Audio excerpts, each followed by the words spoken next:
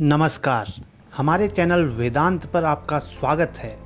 दोस्तों, स्वामी विवेकानंद की शिक्षा की अवधारणा पर अनेक ग्रंथ लिखे गए हैं। शिक्षा से जुड़े उनके अनेक उदाहरणों से पन्ने भरे पड़े हैं, लेकिन क्या उनमें से किसी पर धरातल पर काम किया गया है? शिक्षा पर स्वामी जी के विचारों के कई पहलू हैं।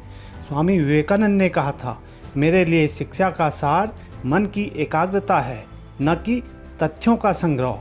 हम शायद ही शिक्षा पर ऐसी कोई चर्चा सुनते हैं जो मन की एकाग्रता के मुद्दे से जुड़ी हो। यह कोई अलग मुद्दा नहीं, एकाग्रता शिक्षा का दिल है। यही समय है कि हम इस पर उचित ध्यान दें। एकाग्रता क्यों जरूरी है? अनेक कारणों से एकाग्रता शिक्षा के लिए एक महत्वपूर्ण अंग है। एकाग्रता मन की ऊर्जा को केंद्रित करने में मदद करती है।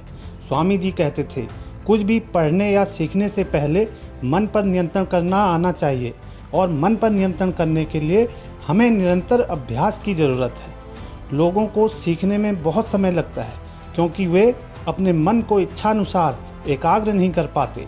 स्वामी जी कहते हैं, ध्यान का अभ्यास मानसिक एकाग्रता की ओर ले जाता है। ध्यान और कुछ नहीं बल्कि एकाग्रता का एक उच्च रूप है। स्वामी विवेकानंद की स्मरण शक्ति इतनी मजबूत थी कि मोटी से मोटी किताब भी एक बार में वे पढ़ सकते थे, और एक बार पढ़ने मात्र से उन्हें याद भी रख सकते थे। अधिकतर लोग ऐसे हैं जिन्हें पढ़ा हुआ ज़्यादा समय तक याद नहीं रह पाता। पढ़ा हुआ लंबे समय तक याद रहे, इसके लिए मन को एकाग्र करके पढ़ना चाहिए। इस संबंध में स्वामी जी का एक प्रसंग बहुत प्रचलित है। प्रसंग के अनुसार स्वामी विवेकानंद अपने गुरु भाई के साथ यात्रा पर गए हुए थे। स्वामी जी को पढ़ना अच्छा लगता था। उन्हें जहाँ अच्छी किताबें मिलती वे उसे ज़रूर पढ़ते थे। किसी भी नई जगह पर वे लाइब्रेरी ज़रूर खोजते थे। एक शहर में उन्हें एक पुस्तकालय में कई ऐसी किताबें दिखाई दी जिन्हें वे पढ़ना चाहते थे। किताबें पढ़ने के लिए स्वामी जी और उनके गुरु भाई कुछ दिन उसी शहर में ठहर गए। गुरु भाई उन्हें लाइब्रेरी से संस्कृत और अंग्रेजी की नई नई किताबें ला कर देते थे। स्वामी जी उन किताबों को पढ़कर एक ही दिन के बाद वापस कर देते थे। कई दिनों तक ऐसा ही चलता रहा। लाइब्रेरियन ये देखकर हैरान था।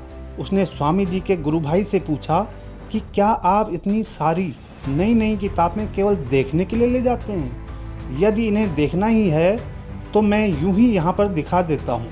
रोज़ इतना वजन उठाने की क्या ज़रूरत? स्वामी जी के गुरु भाई ने कहा, भाई जैसा आप समझ रहे हैं वैसा कुछ नहीं है। मेरे गुरु भाई इन सब किताबों को पूरी गंभीरता से पढ़ते हैं, इसके बाद ही मैं इन्हें यहाँ वापस करने आता हूँ। ये बात सुनकर लाइब्रेरियन ने कहा कि अगर आपकी बात सच है तो मैं उनसे ज़रूर मिलना चाहता हूँ। गुरु भाई ने स्वामी जी को लाइब्रेरी लेकर आने की बात कही। अगले दिन गुरु भाई स्वामी जी को लेकर लाइब्रेरी पहुंच गया। स्वामी जी ने लाइब्रेरियन से कहा कि महाशय, आप हैरान न हो, मैंने न केवल इन किताबों को पढ़ा है बल्कि मुझे पढ़ा हुआ सब याद भी है। इतना कहते हुए स्वामी जी ने कुछ किताबें वापस की और उनके कुछ अंश पेज नंबर के साथ लाइब्रेरियन को सुना दिए। लाइब्रेरियन ये सब सुनकर चकित रह गया। उसने स्वामी जी से इतनी अच्छी याददाश्त का रहस्य पूछा। स्वामी जी ने कहा कि अगर पूरी एकाग्रता के साथ कुछ पढ़ा जाए तो पढ़ा हुआ लंबे समय तक याद रहता है, लेकिन इसके लिए एक और बात जरूरी है कि हमारे मन की धारण करने की क्षमता अच्छी होनी चाहिए।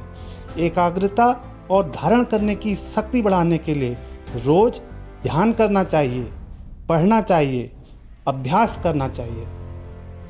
स्वामी विवेकानंद ने अपनी विलक्षण मस्तिष्क का राज बताया है। उनके अनुसार कोई भी व्यक्ति इसका पालन करेगा तो वह अपने सीखने की क्षमता को बढ़ा सकता है। स्वामी जी के अनुसार ध्यान और ब्रह्मचर्य का पालन कर हम अपने मस्तिष्क की क्षमता को बढ़ा सकते हैं। ध्यान करने से हमारी एकाग्रता बढ़ती है। हमारा मस्तिष्क जितना एकाग्र रहेगा हम उतना ही जल्दी किसी भी चीज़ को याद कर सकते हैं। एकाग्र मस्तिष्क के लिए यह भी जरूरी है कि हम अपने इंद्रियों पर नियंत्रण रखें। ध्यान की महत्ता का उल्लेख करते हुए स्वामी विवेकानंद ने एक बार कहा था कि अगर उन्हें बचपन में ही किसी ने ध्यान के बारे में बताया होता तो वे सैकड़ों किताबों को पढ़ने के बजाय सिर्फ ध्यान करते। विवेकानंद जी ने ब्रह्मचर्य को भी याददाश्त मजबूत करने में सहायक माना है।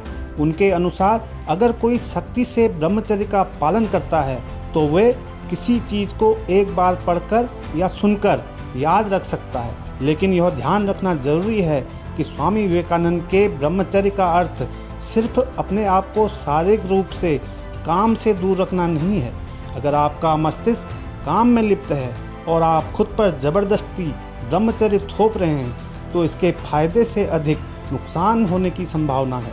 अगर आप ब्रह्मचर्य का पालन करना चाहते हैं तो जरूरी है कि आप पहले ध्यान का अभ्यास कर अपनी इंद्रियों को नियंत्रण में कर लें। दोस्तों, आज के लिए इतना ही। मिलते हैं एक नई कहानी के साथ। धन्यवाद।